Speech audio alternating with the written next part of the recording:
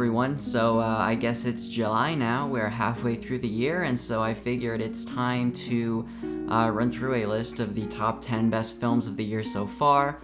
These lists are always a lot of fun to do. You don't have to go into too many details, and it's just a celebration of the things you enjoy, which is really nice. Plus, I don't know if you're like me, but if you are, then you're probably subscribed to a whole bunch of movie channels on this website that are all great, but I don't really like to watch reviews of films that I haven't seen. I tend to prefer to see the film first and then see what other people think about it. And so lists are always a good time to see what rings people's bells, what people have been really into over the last year, over the last 6 months.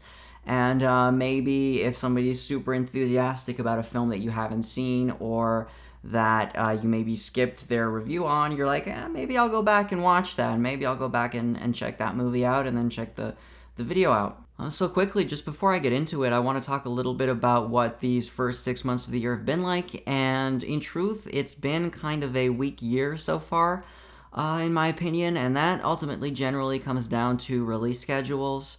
Last year, by this time, I had already seen First Reformed, Isle of Dogs, The Death of Stalin, Loveless, really films that ended up being pretty high on my year-end list.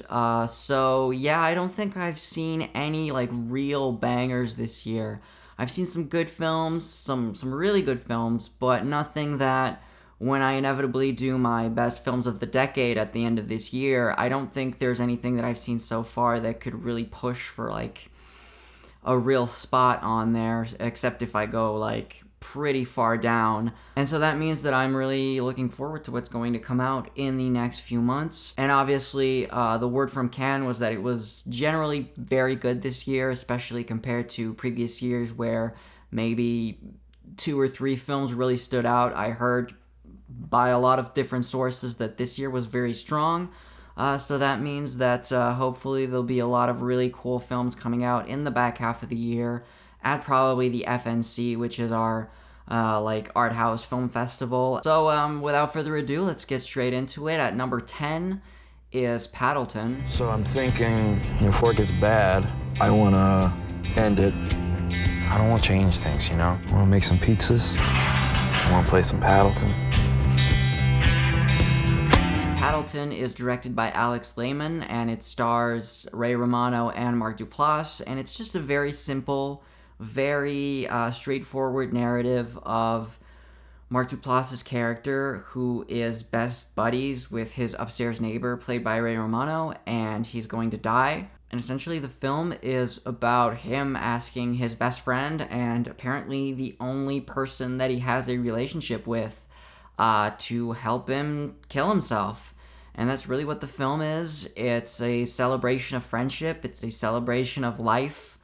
It's a celebration of those last few precious moments that one can have in the company of the people that are important to us. And it's just a really nice story about 2 really awkward people who bring out the best in one another. It's nothing you haven't seen before, but it's really done in just the right tone, just the right amount of pathos, just the right amount of comedy, and the 2 lead actors are really, really good. So yeah, it's on Netflix. It's a Netflix film, and it really is the perfect sort of home for this kind of film that is generally the type of movie that plays a couple film festivals, but then really doesn't get much of a release, so at least it finds a nice home on Netflix, and it probably goes through the algorithm and gets recommended to people, so that's nice. And that's number 10, which is Paddleton. I was 7 years old. Michael asked, do you and the family want to come to Neverland? My number 9 is Leaving Neverland, directed by Dan Reed, which is a 2-part documentary, and it's essentially a deep dive into the pedophilia accusations laid against Michael Jackson in the late 80s, early 90s by 2 men who were young boys at the time, and who actually testified in his favor back in the 2000s when this whole thing kind of came up again. But now they're at a place where they feel that they don't want to lie anymore and they don't want to protect him. So they just tell their story, and it's just a really hard a heartbreaking story of two young children who were abused, and how that just had such a profound effect on them. What's also fascinating within the documentary, I think, is how when you're that young, you enter into this cycle of being abused but not really understanding that you're abused, and mistaking it for love, mistaking it for a relationship. And I think that regardless, whether you're a child or not, that's a circle of abuse that seemed very much in line with the sort of stories that I've been told. And that even when you're out of it, there's still these lingering feelings that you have towards this person, that despite everything horrible that this person did to you, there was always a part of you that at a certain point loved them. And when you're a child, it really plays on your psyche because you don't really know what love is, you don't really know what sexuality is, and so you have this entire warped idea of what a normal relationship, healthy relationship is, and that really just meant that these men couldn't develop normally in a way, and I think which is why they took so long to actually accept that what happened to them was abuse, and what, is this icon of music is actually a monster. Probably really hard to watch for people that are huge Michael Jackson fans and that, idolize him. I was never really much of a fan. I recognize his immense talent, especially as a dancer, but I was never a huge fan of his music. So to me, it really doesn't play as this destruction of a childhood icon, maybe, as it can for some people. But it is just a fascinating look into how we let the rich and famous get away with pretty much anything.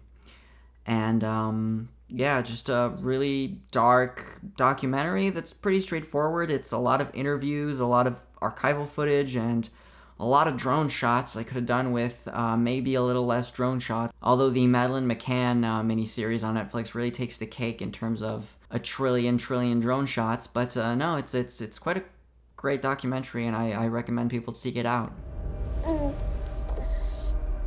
She's mine.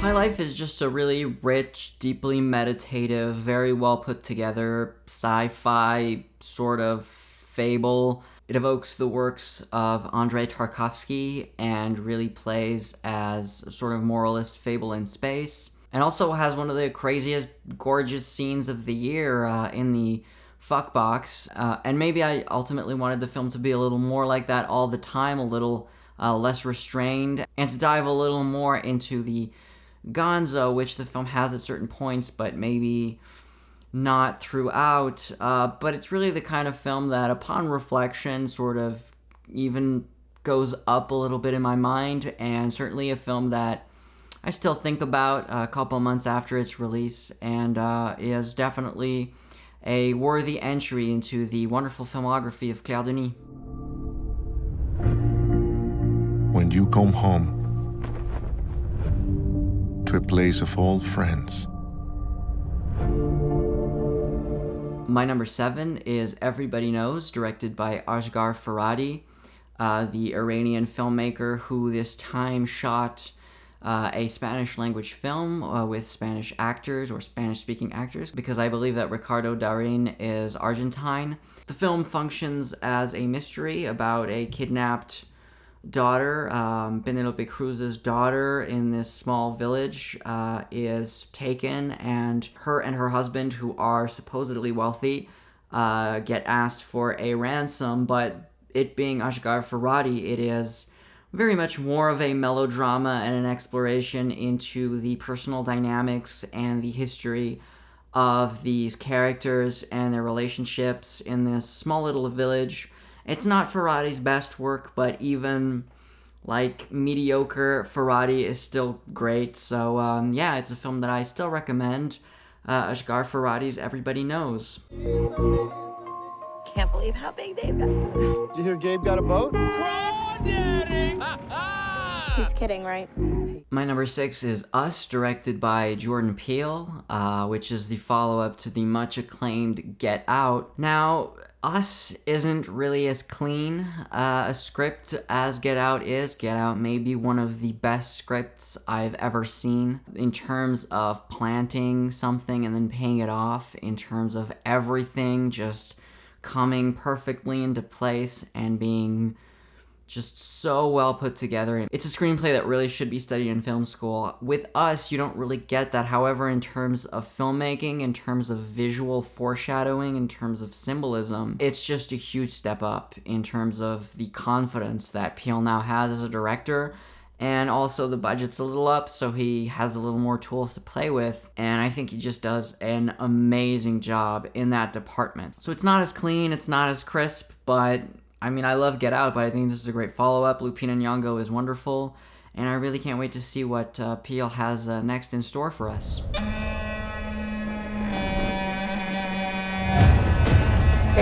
Apushi.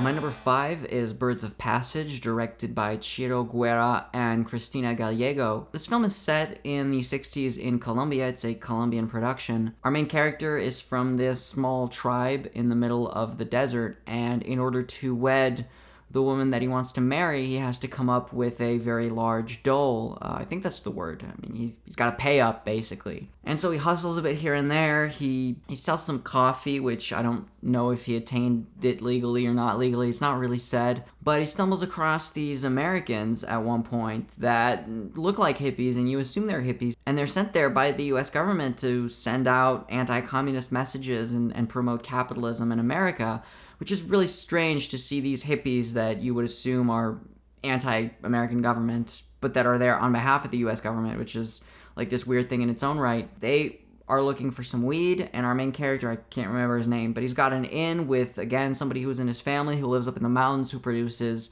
marijuana, I think for textile purposes. I think they make clothes from it and ropes and things like that. They don't really smoke it. And so he sells them a bunch of weed. They sell it back to America. They come back and order more. And essentially this small little artisanal operation becomes this massive drug cartel, and this family that is from this tiny, tiny village. They live in these small huts and really don't have much, become these hugely wealthy, industrialized drug lords, and the arrival of capitalism and greed and corruption is ultimately what leads to their downfall and the destruction of their own traditions. It's a really fascinating film. It's really beautifully put together, and probably my only gripe with it would be that it's just not as transcendent as their previous film, Embrace the Serpent, but is still just so incredibly worthy of your time, and is a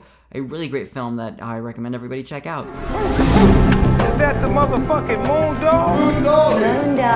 Man, you look like shit. I look like I always look. My number 4 is The Beach Bum, directed by Harmony Korine, which is just a wonderful ode to the stoner hedonists out there, with just a tremendous performance by Matthew McConaughey as the titular beach bum called Moondog, who is this drug-fueled, alcohol-fueled poet that's married to Isla Fisher and has tons of money, but really doesn't care that much about money. He just wants to smoke weed with Snoop Dogg and write poetry. And it's a Harmony Korine film in every sense that you would imagine. It's got a weird sense of humor. It's beautifully shot, and it's certainly not for everyone, but I absolutely loved it. It doesn't matter. What does matter is that to them, justice was done. See, a just world is a sane world. My number 3 is Chernobyl. Chernobyl is a miniseries that is produced by Sky Atlantic and was distributed in North America by HBO, which is essentially a 5-episode, 5-hour miniseries that follows the explosion of Chernobyl in 1986 and the immediate aftermath, in trying to clean it up and in trying to cover it up, and the scientists that were there trying to fix the whole thing. It features some wonderful performances by just tremendous British actors. And I think what really makes it work absolutely fabulously is in how it's not really trying to be a perfect recreation. I mean, I'm sure it's very accurate, but it plays it off more as a horror film. It goes places where, from the little research that I've done, radiation doesn't really do, but it really hits home why this danger that we can't really see, that's really hard to grasp, is so destructive and is just so incredibly life-threatening. This very idea of a fire with no flames that can't be put out, you can just contain it under sand and concrete for thousands of years and hope that it holds, that you can't just make it go away, that in certain parts of the film it almost acts like a virus contaminating people and consuming their flesh. It almost resembles something like Steven Soderbergh's Contagion. It really works incredibly well. But yeah, this is my number 3. It's a bit of a cheat. It's a miniseries, but hey, it essentially works as a 5-hour-long movie. I've seen films that are longer than that, so yeah, number 3 is Chernobyl. O Diamantine, so já devem ter ouvido falar. Chamavam-me Miguel Ângelo dos Relevados. E a verdade é que quando entrava em campo, algo mágico acontecia. So my number 2 is out of Portugal, and it is Diamantino by Gabriel Abrantes and Daniel Schmidt. There's no way to describe Diamantino. It's indescribable. It's insane. It features a main character that's essentially a surrogate for Cristiano Ronaldo, who, after the death of his father and agent and mentor, is just absolutely struck when he sees the amount of despair and poverty that exists within the world, and is just shook to the core by viewing the refugee crisis, and decides to adopt a refugee. And he doesn't adopt a refugee because the Portuguese government that is surveilling him, believing that he is funneling money out of the country into an offshore account in Panama, sends an undercover agent who pretends to be a young refugee boy.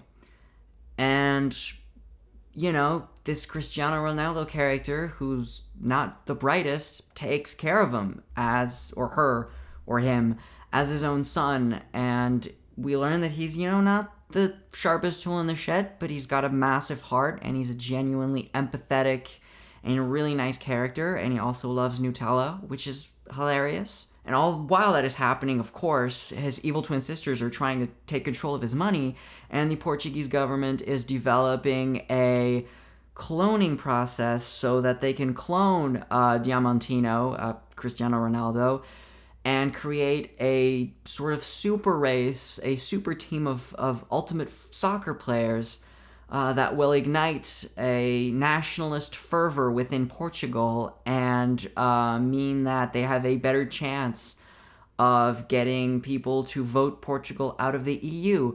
Yes, this is a real film, and it is amazing. One of the funniest, cleverest, most well put together film I've seen all year, and it's full of empathy and heart, and is about accepting everyone and just living together and love. And I cannot recommend this film enough. I do not know where you can find this film. I was lucky enough to see it at a local art house theater, but by God, if you can, check out Diamantino. It is the craziest film of the year, and it is one of the best, at least so far. 马桶马上就要擦墙盖上了，工程都是咱们的。